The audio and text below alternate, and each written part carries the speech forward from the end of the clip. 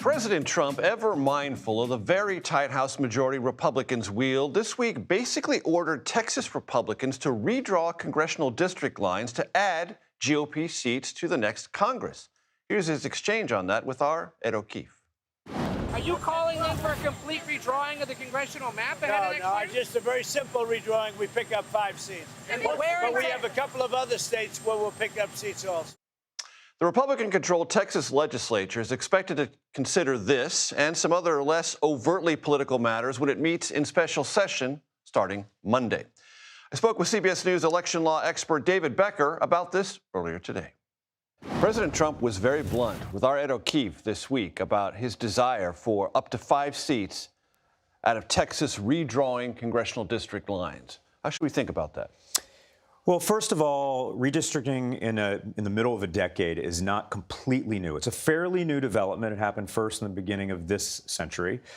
Texas attempted it before in the early 2000s, and the Supreme Court basically said, yeah, there's nothing unconstitutional about mid-decade redistricting. You can do it. You can do it. Still has to pass through all of the other restrictions. It can't violate the Voting Rights Act, et cetera. But that said, even though it's permissible, it often yields unintended consequences. It might be one of those situations where be careful what you wish for.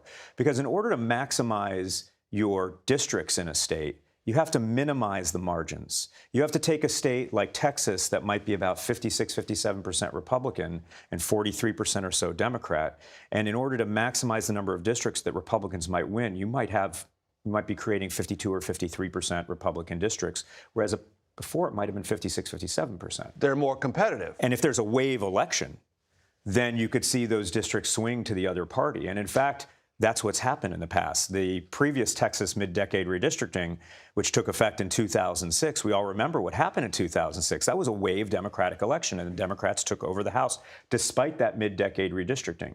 And if you look at the way districts have been drawn in the 1990s, most states drew districts with Democratic control. That didn't stop the 1994 wave election resulting in Republican control. And similarly, the Republican-drawn districts in the 2010 cycle didn't stop the Democrats from taking control in 2018.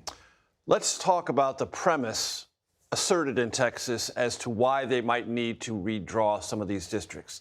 The Trump Justice Department says it has identified 4 districts in Texas that it says are problematic for a unconstitutional gerrymander.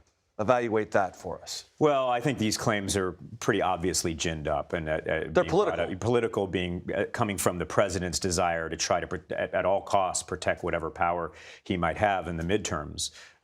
It obviously doesn't express a lot of confidence in how his party might perform in the midterms that he's trying to push these kinds of things. And we should remember no legal challenges have arisen before this about those 4 districts. Right. And there are a lot of legal challenges that normally come out of Texas. There's a lot of challenges consistent with the Voting Rights Act, saying minority voters are having their rights diluted, and even challenges claiming race is taking too much, predominating over other redistricting principles, which also would raise concerns with the Supreme Court. This is coming from a Supreme Court from a Department of Justice that in other ways doesn't seem particularly concerned with enforcing the Voting Rights Act. And so I think we should look very skeptically on those claims. It appears to be primarily a political justification. What Texas Republicans are looking at has caught the attention of the governor of California, Democrat Gavin Newsom. He said earlier this week he might change the way California's congressional districts are drawn. Let's listen to that.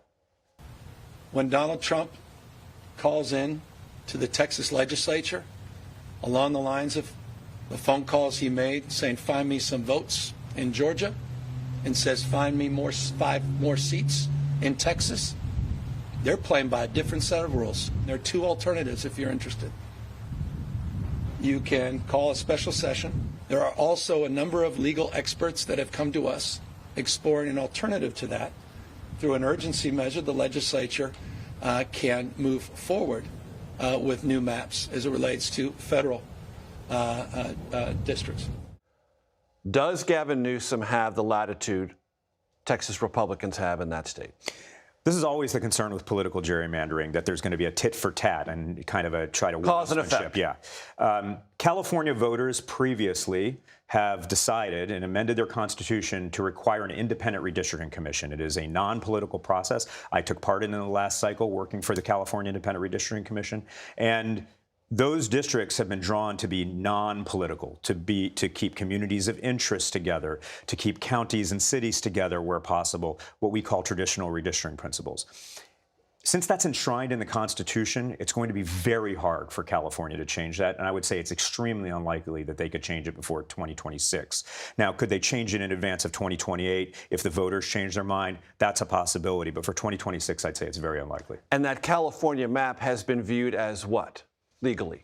It's been viewed very well. I mean, I say this and it might sound self-serving, but it's one of the few state maps that wasn't challenged by anybody. The congressional map, the state Senate map, the state House map, or state Assembly map in California, none of them were challenged by either Republicans or Democrats or any other interested party. So it's a very sound map from a perspective of whether it complies with traditional redistricting principles.